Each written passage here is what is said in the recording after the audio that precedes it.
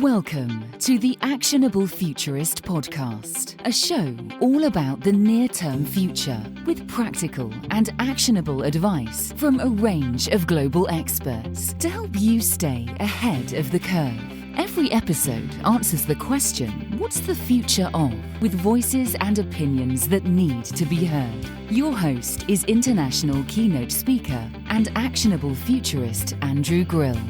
My guest today is James Walker, CEO of consumer privacy champion Rightly. James is a consumer rights advocate and entrepreneur. He founded and grew Resolver, a free independent resolution service with 18 million unique visits a year that has solved £6 billion worth of issues so far and is the largest independent resolution service in Europe. James has advised government, regulators and ombudsmen on consumer rights and how to deliver better customer services. He's on the board of the Dispute Ombudsman, a consumer expert to the Office of Road and Rail, a non-exec director to Consumer Scotland, and a co-founder and non-executive director to the Collaboration Network and advisor to Life Ledger. Welcome, James. Thank you. Good afternoon or good morning. I'm not quite sure what time it is. Podcast is timeless, so whoever's listening to this, it'll be any time that they're listening to it. I like that. I like the idea of it being timeless. We had a nice little chat off here. I know that we're going to get on really well.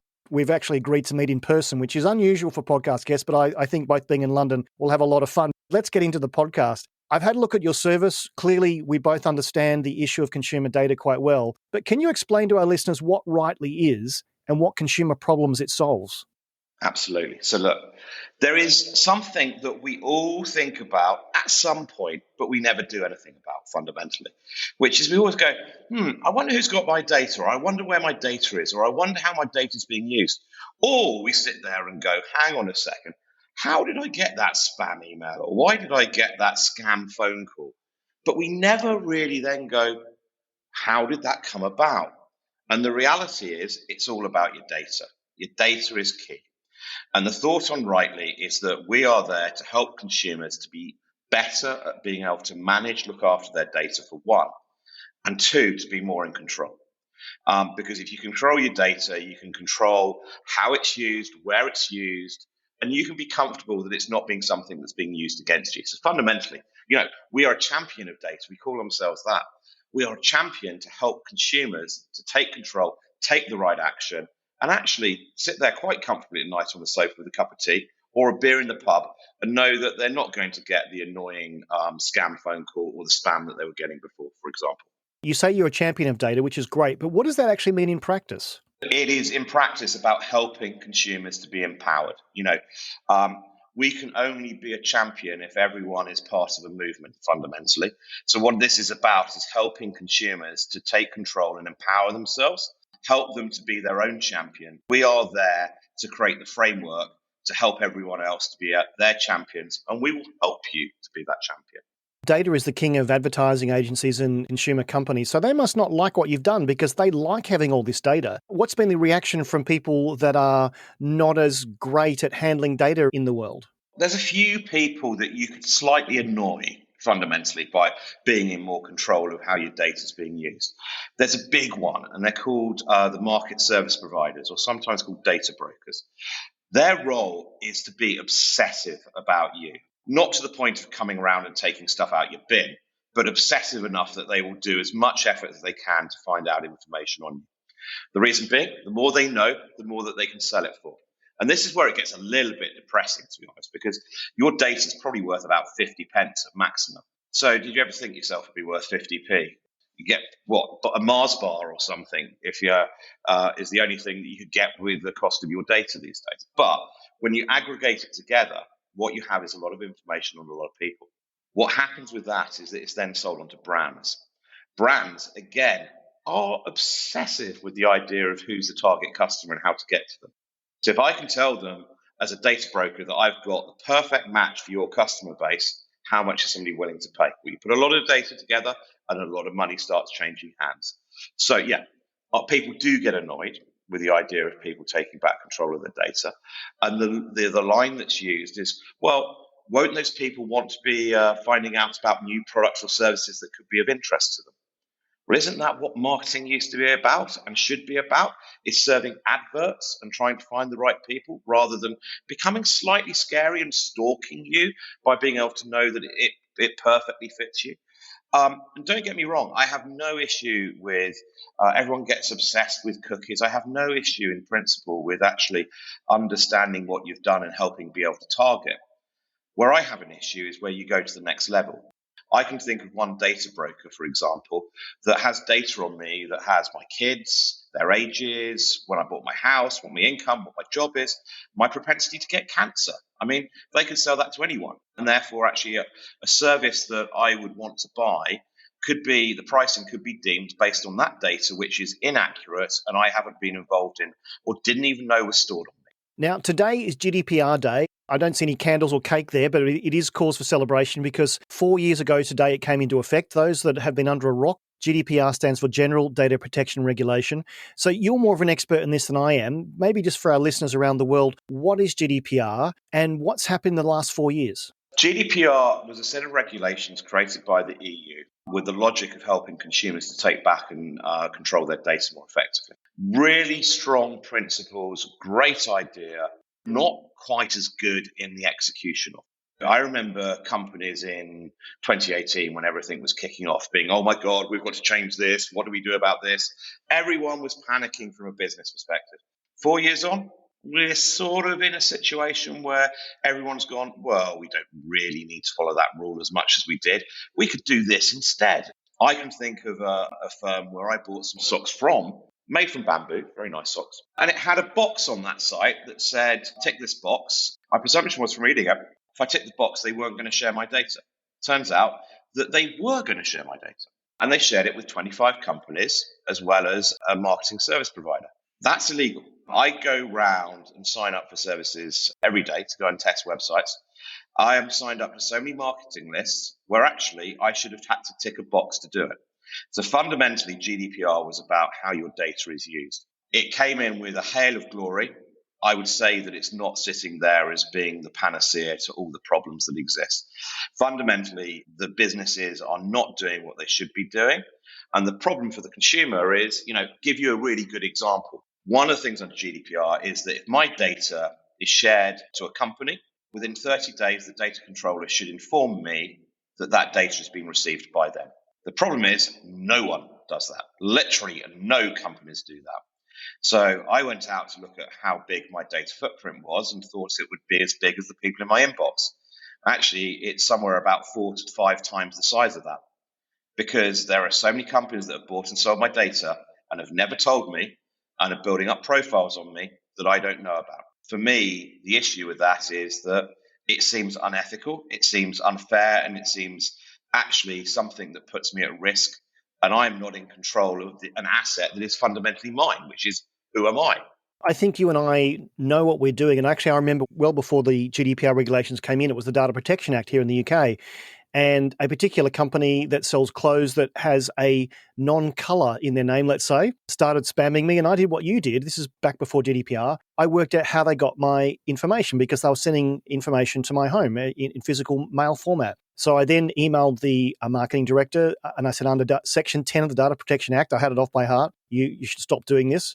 And they eventually did. But I got to tell you, I actually went and visited a couple of real estate agents in person, disrupted their morning meeting. I said, I want you to take me off your list. And they were completely shocked. Why would someone come and do that? But it comes back to, and you're right, it's the ethical marketing. I have no problem with people having my information if I've given it. I actually have no problem if people market to me something I might like. But it's when I don't want them to have the data and they don't have a way of getting rid of it. I think that's where you have unethical marketers. In fact, another broadband company that rhymes with Sturgeon used to send me to the householder white envelopes. And I realized at the time that under the mailing preference service, you couldn't stop those because my name was not to the householder. And I actually suggested that people should take the A4 envelope, put a roofing tile in it and send it back to the chief marketing officer. That's what it's got to take to tell people that this is just wrong. What changes are needed to the GDPR regulation to ensure it remains a deterrent in the future if companies are kind of ignoring it at the moment? The UK government wants to reduce the effort that businesses have to go through to run business. And one of the obsessive elements of that is cookies. And people going, oh, we shouldn't have cookies. Cookies, what they're doing is they don't really know anything about you. They know about your browser or your device and where you've been.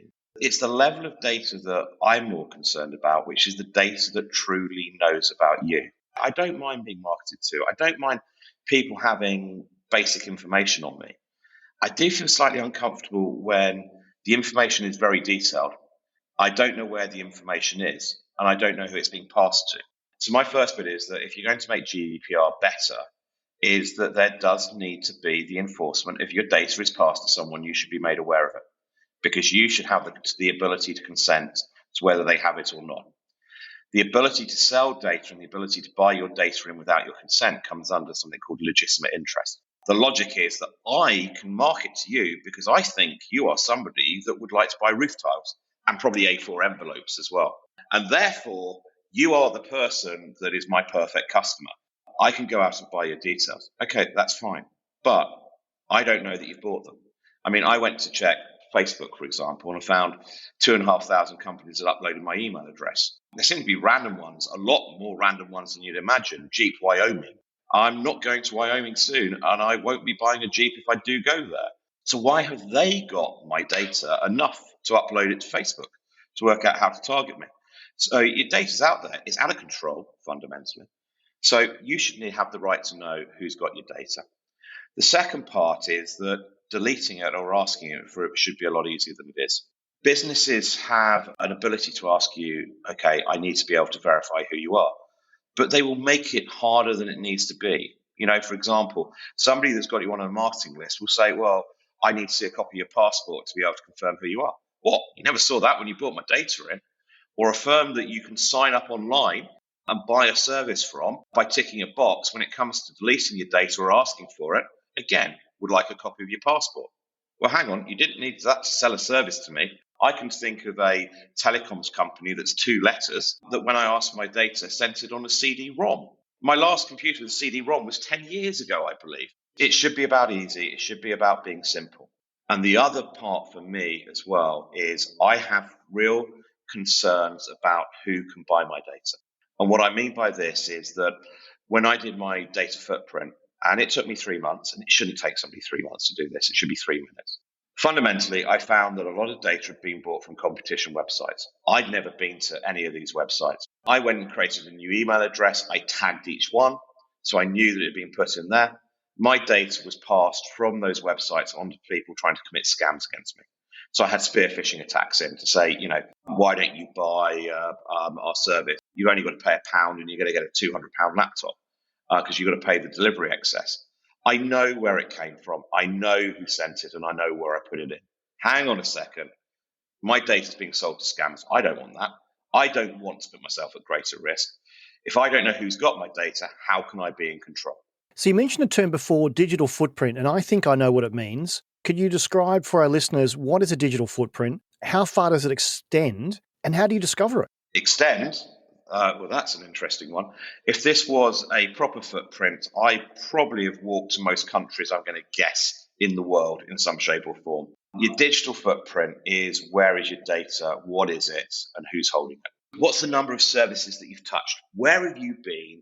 Who's got your data? But also, who's got your data that you don't know about? And then there's a next layer of complexity to it, which is what is the data that they've got? You know, how deep is the data? How much data have they actually got on you?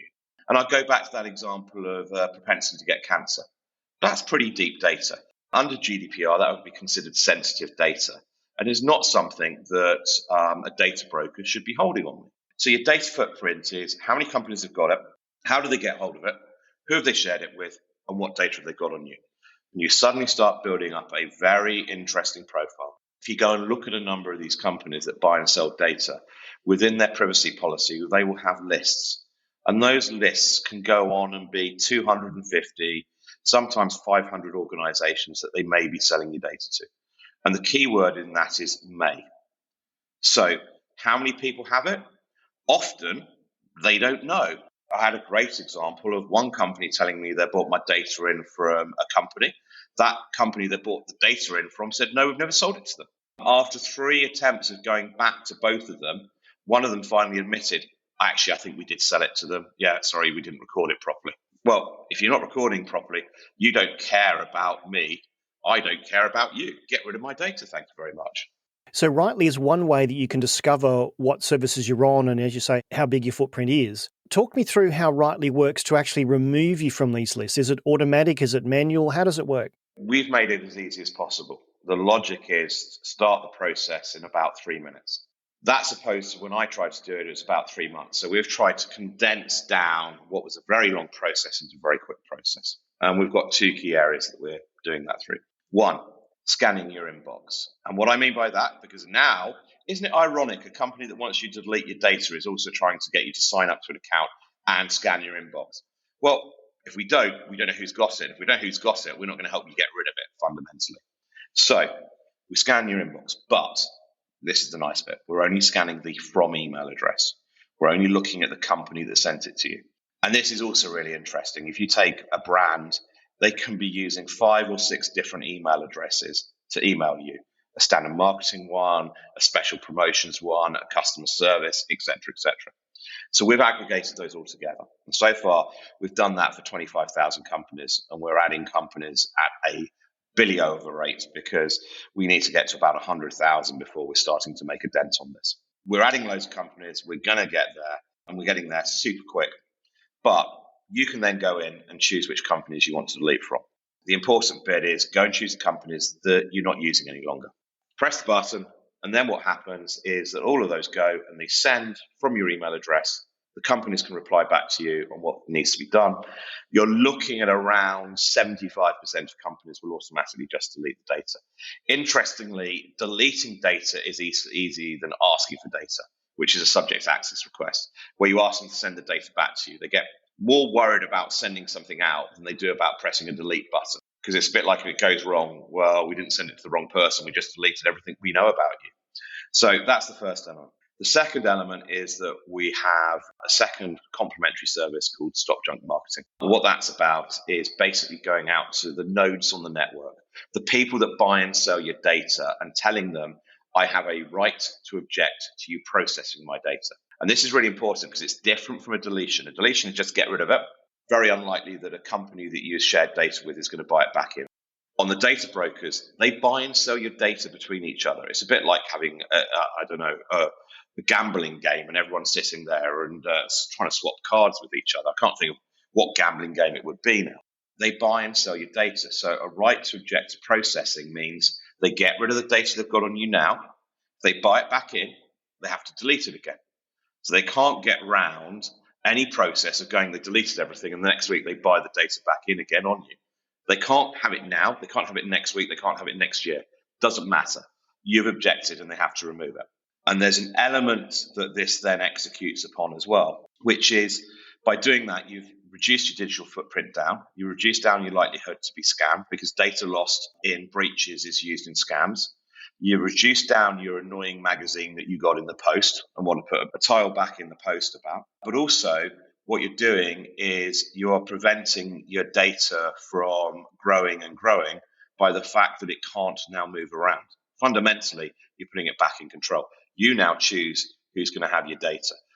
Now, I think there needs to be changes to the GDPR regulation to mean that this is easier to do, and you don't need to go and ask everyone. But fundamentally, the best thing you can do is start taking back some control, get back in control as much as you can, and get rid of the data from as many people as you can as quickly as possible. So while this is a request, I know under GDPR law they've got 30 days to respond. Is there a way you can check whether they've actually replied? Because I can go on to Rightly, I can do all of this, then my life gets busy. I start getting spam again and I've gone, didn't I get rid of that? Because where's the link between what essentially you're asking for on my behalf and them actually doing it? And then to the, I suppose, the blacklist services, the brokers, if I'm blacklisted, if my email's blacklist and they shouldn't have me on a list, do you then go back and check they've done what they've said they would do? So this is at the moment tricky, fundamentally.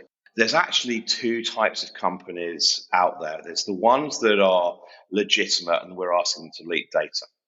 And what we're building into the service is an always-on function, whereby every few months, and we've got to determine what that is, that it will send out and say, I'm making sure that you still don't have my data and you've complied with that. And that's really key. So actually you can turn this on and not worry, because the logic is that we can keep that going. And we're building that out.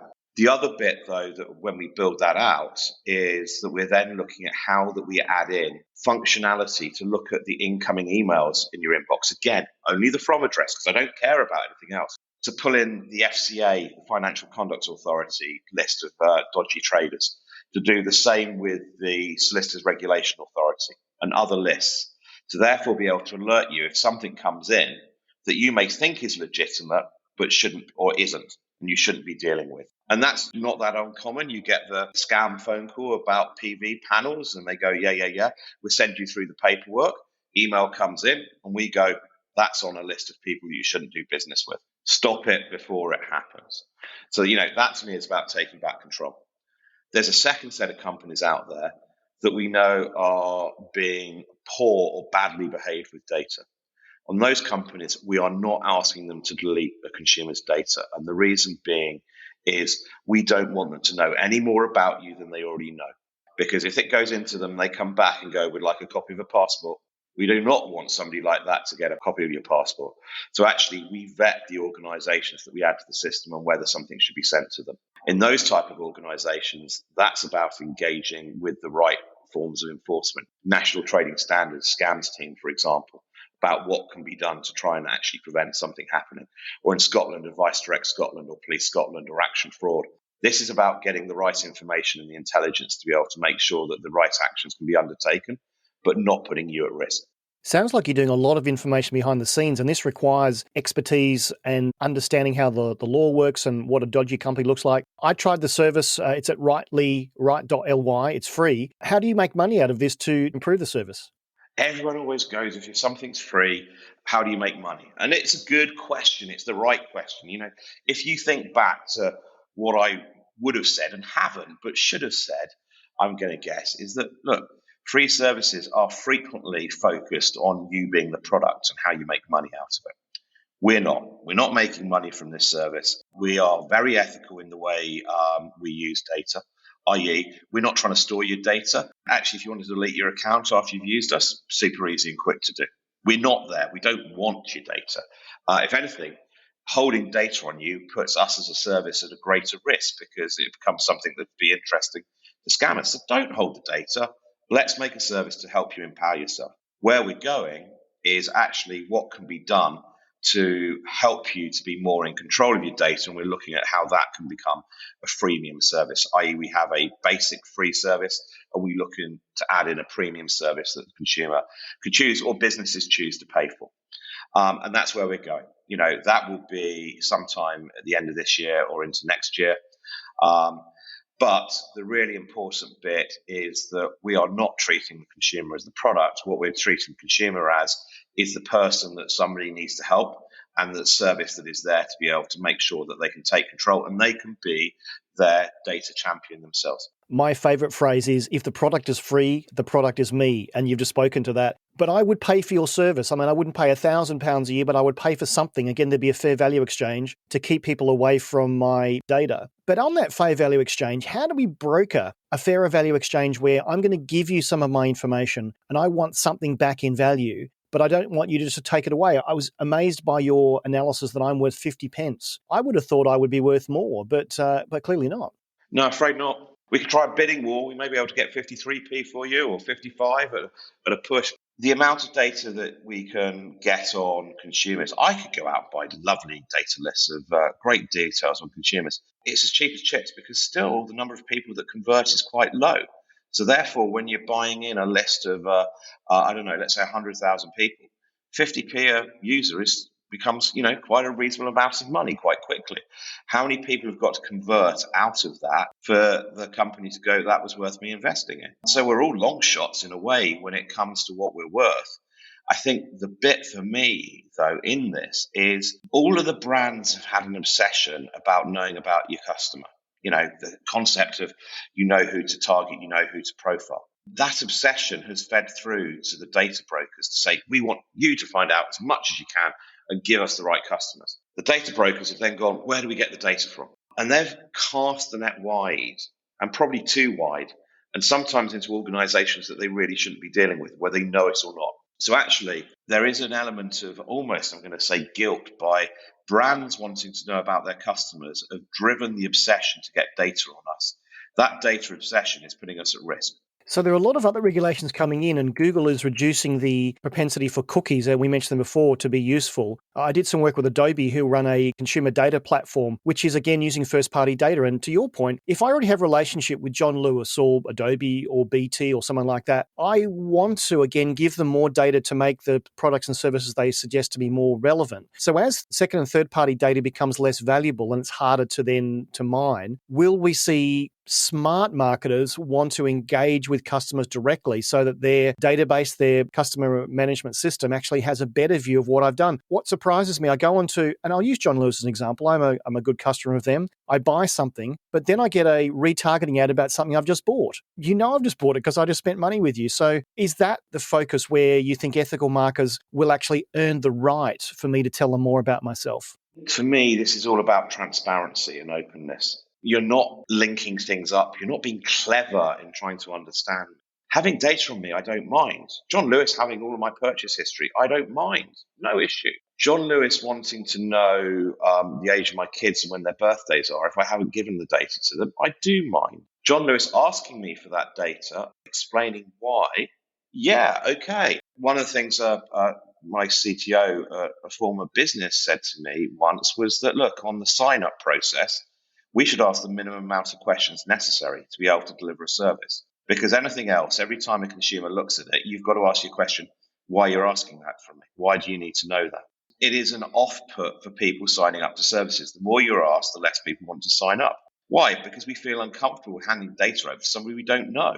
But if you explain to somebody why you do need something and it's legitimate, then we will share. I don't think people object to actually having their data out there where it has a benefit or a value to them. Imagine that I was going to do an energy switch, assuming that the energy market works at some point in the future.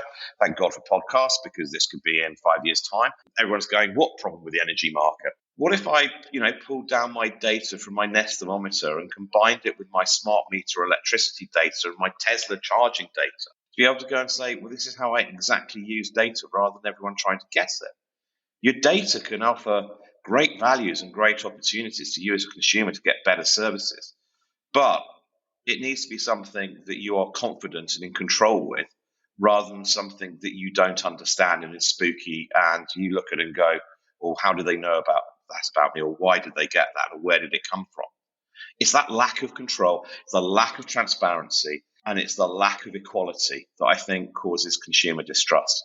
With my futurist hat on, the view of combining all these data sets is something I think is very positive. So again, if you earn the right to say, well, if you give me your Nest data and all this other data, I can start to build better propositions for you. But this comes down to open data, and the only industry that's really been forced to that has been banking, and the open banking platform, the thing that happened around about GDPR time as well. We've seen that banks have been forced to share data. On stage, I say, well, get ready for open water, open utilities, open telco. But I think then we're relying on consumers being smart enough to say, I now know how to access all this. I've been playing around with cryptocurrency and NFTs just to understand the friction. And to sign up for some of these services is actually quite complicated. And I have 4 engineering degrees, so I really feel for the poor consumer out there. To your point, your service makes it really easy, but what's next once they've cleaned all their data and they want to share data? Do we have to rely on smarter consumers, or will there be brokerage services out there like yours that do it for us? I think it's about empowering. And I actually want to go back to your point there on open banking, because I think there's a lot in this as well, which is, look, go and show me the killer app that's come out from open banking. There's been sharing of data, but I don't find a killer app. And for me, it's the lack of granularity that open banking provides. 30 years ago, you probably would have had a good card level of transactions. You'd had each individual shop, and you'd have been able to work out about me where I go shopping and what I do. What you see now is a lot more aggregation, so that I go through a PayPal. So actually, you don't see where the transaction's gone. You just see it's PayPal. Or I go through a marketplace. So therefore, you don't know. I've ordered a takeaway. You see it as being Uber. Or you see it as being Deliveroo. You don't know what food I've ordered, so you don't know anything about me. So how can you tailor? So there's actually almost this disaggregation in purchase data that's occurring, so that you end up, open banking knows less about a consumer now than it would have done when it would have been a good idea. For me, open banking fails. I think the apps fail within open banking because they can't offer you enough insight. The next layer that goes into this is, I'm going to call it microdata. What if you could see that I'd spent at Sainsbury's, but you could pull back all of my purchase history from Sainsbury's and then offer to me which is the supermarket based on your normal shop that's doing the best deal this week? That then becomes interesting. Open banking data gives me where I've spent. It does not give me what I do or the implication.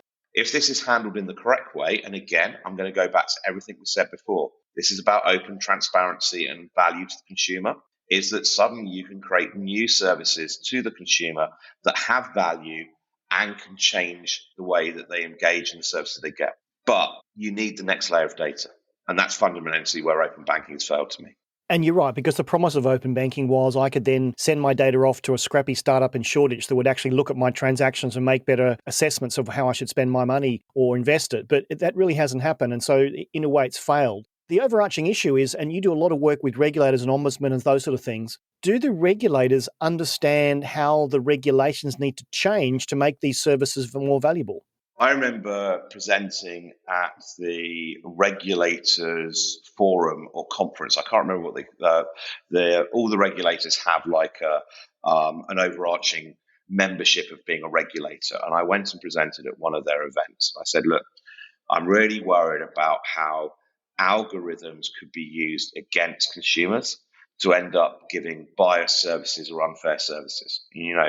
There's the classic one that Google created an algorithm to work out who was the best doctor, and it came out and said it was a man because 75% of doctors were men. There was nothing about the quality of the healthcare or what was delivered. It just came out and made this broad assumption. So you imagine that you then put that into something as simplistic as buying energy, and what could you end up with? I'm not sure, but you could create a bias in terms of a customer that you want to take on and suddenly create a very unfair environment. I posed the question, and the answer back from the regulators, which I thought was quite interesting, was actually, you know what? I don't care if you put an algorithm in. What I care about is whether you break the regulation. So as long as you're doing what is right, how you do it is not my concern. Regulators' understanding about how well open banking works, or whatever it may be, like all good ideas, they're only as good as their first engagement. That learning and adapting takes time, because it's regulation. Regulation needs to understand, and then needs to propose, it then needs to consult, it then needs to put out a paper, it then needs to finalize the paper and implement. And that can be something that can be 3 to 5 years. And if you just think back to things like issues with payday loan lenders and how long that took before effectively the market got sorted out, for me, that was a swing that probably ended up going too far. It was too far in the company's favor to begin with. Therefore, the regulator's reaction was so far towards the consumer that actually the value of payday loan lenders, and there is to me a value, because what's the alternative? A loan shark. It swung too far the other way and sort of took out a market. Regulators have to be balanced and regulators have to be effective, but where they do need to improve is the speed at which they change, because that is the slowness that causes the problems of things not to be able to evolve quickly enough. And don't get me wrong, UK open banking is ahead of the world in many ways. It's the first one out there. Created the fintech market that we see in London in many respects. So it did great things. I just don't think open banking is delivering what it could do. You make an interesting point there about regulation and the payday loans and those sort of companies. Probably the next bastion will be cryptocurrency, because everyone's trying to regulate it and we see ads on the tube. I'll tell you a little story, though, that you're going to like. So probably 2-3 years ago, I had the privilege of speaking to the Welsh Government at one of their internal TEDx events. And I said to a room full of regulators, you need to think like a startup. And here's what I want you to do. I want you to spend a couple of days going into a serviced office and actually sit inside and watch how startups work and why they make decisions quickly. And I had 5 or 6 come up to me afterwards saying, that's actually a really good idea, because as a human, I need to understand why these people think differently, and maybe that will actually impact how we work in a more agile way. So I take your point that regulation takes a while. I'm hoping if there are any Welsh regulators out there that saw my TEDx talk, you have gone and learned how to think in a more agile way. It's going to take you and I a long time to go and influence regulators to do that. Maybe we just need to say, you need to think like a startup, so you're thinking a lot more nimbly. Go back to the startup bit. We're doing it the same as anyone else in many respects, is that you have to find your way to be able to circumnavigate problems that are in your path, which often can be the regulation as well. You have to sort of work out how you solve a problem. My definition of a startup is you know that you're not in a startup any longer because it's easier to get somebody outside of the business to do something than it is to get it done inside of the business. That fundamentally a startup is about quick decision making, rapid fail, rapid learning, and everyone will put in their heart and soul into making something work. And the great bit for us with Rightly is actually the people in the business are all about care about data and all about actually how we should be looking after our data. And that's the passion that organizations need to grow and evolve quickly. So I just want to spend a bit of time talking about how consumers can stay safe online. You mentioned on your website, and I've been a big fan of Troy Hunt's Have I Been Pwned? Since 2013, he's actually indexed 11 billion data breaches. All of my talks, I freak out my audiences by saying in the break, go to the website, put your email address in or your password or your cell phone number if you're very game. And they all go, oh my goodness, my email's out there. You and I know that that's not the end of the world, but what it does, it makes it real. Also, I talk about using two-factor authentication. I talk about using password managers. You and I probably are doing that natively because we know the extra layers that can help us stay safe. But what would you advise consumers? Obviously use Rightly, but what other things can they do? I mean, Apple now has a service called Hide My Email that has masked emails. There are all sorts of things coming out. Where do you think things are moving, and what should consumers do today, tomorrow to stay safer online? I'm with you. Amazing service. The guy's done a fantastic job. How would, when he started that, him ever sit there and think, actually, there'll be conversations probably going on, multiple conversations around the world every day about this. The one thing for me, though, when you go and look at it, is go and look at actually the number of organizations on there that you go, I never gave them my data. Because I go and look at it and go, half of those companies that lost my data, I never shared my data with them. So how did they get them? Your point about using Rightly, thank you very much. But I think building on being pwned is that it's showing to me that there are lots of companies that you don't know have your data, and that's why you need to take control. I think the other bits, you've pulled them out. Look, password managers. Think about the browser that you're using and how that data is being collected from it. I'm also into having different email addresses or having different types of email addresses for different levels of security, about tagging sites, which you can do in Gmail. And Andrew, you talked about your example of how you do it. Antivirus. There's a lot of elements, password managers, which I already mentioned, but you do all of this and you're putting yourself at a lot lower risk. I think there's also an element here, though, that I am going to say, which is something that you can't go and build a tech with. You've got to do a mindset with, which is in the finance sector, they have a campaign called Take 5, which is take 5 before you do anything. Think about it. If it's something new, just don't go and do it straight. Walk away from it, think about it, and come back to it. Because fundamentally, if it's clicking on a link, if it's putting your data in somewhere, going somewhere you haven't been before, take 5 to think, actually, is this the right thing that I'm doing? For all the pieces of technology that we can throw at the problem, they're only as good as you are at trying to prevent it as much yourself. No one's going to be solving the problem of human behavior soon. So we all need to take ownership and control of what we're doing as well, which is why, for me, taking control of your data footprint is a key element of it, because it's something that you can control.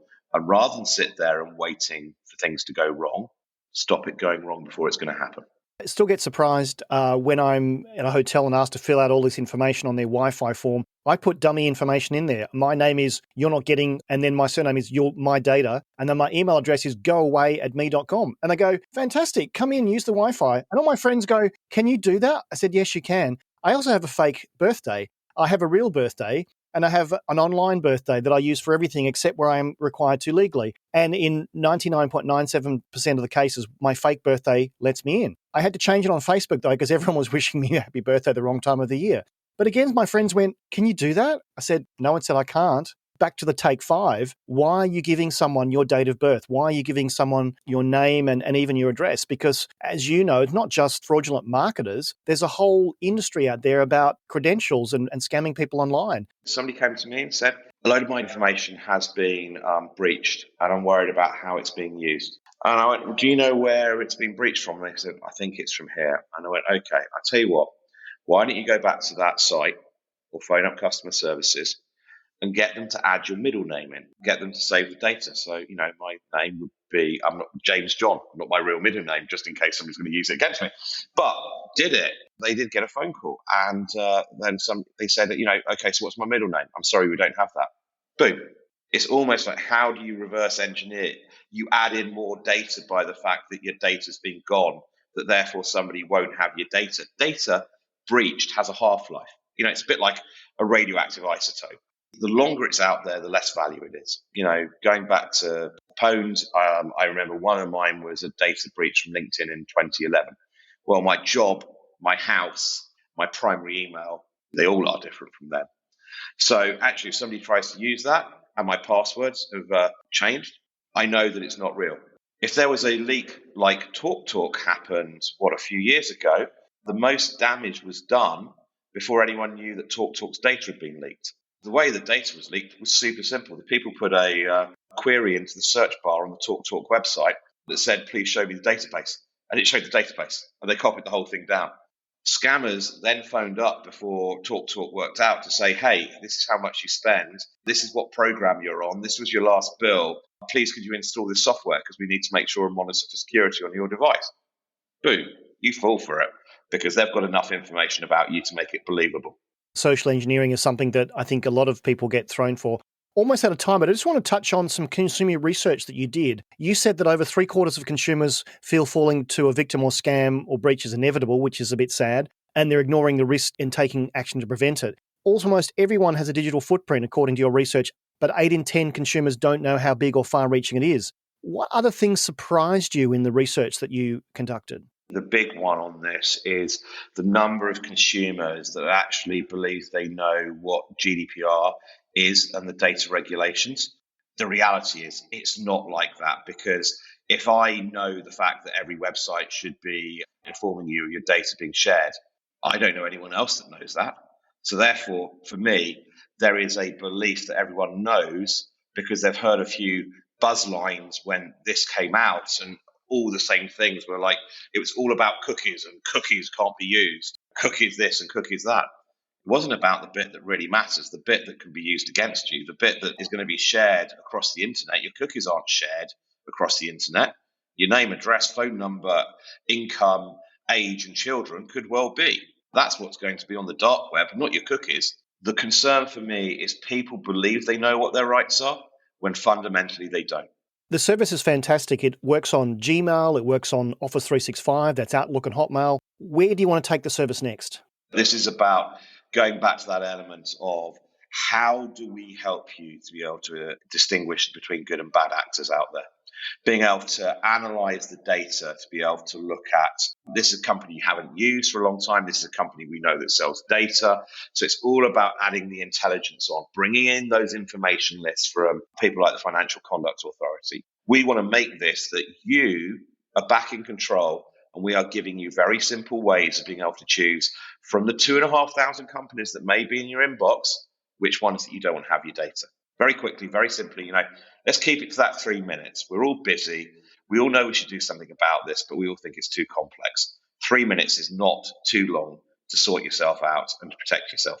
The government organisation responsible for upholding GDPR is the Information Commissioner's Office, or ICO. Where do they need to be involved, and what should they be doing next to ensure that services like yours are well known and people know about controlling their data and they keep the bad guys and gals at bay? I have one element that the ICO needs to be able to change. And it's not a complex one, but it's a hard one, which is in every other market sector, there is fundamentally a form of the polluter pays model. So, if you're working in finance and consumer complaints and they escalate a case, that goes to the Financial Ombudsman. That costs about £700 a case to be managed. So if you're really bad, you get lots of case fees and you go, we should improve. In the data perspective, is everyone pays an annual charge to be regulated by the ICO. They don't pay any fees for an investigation into the firm.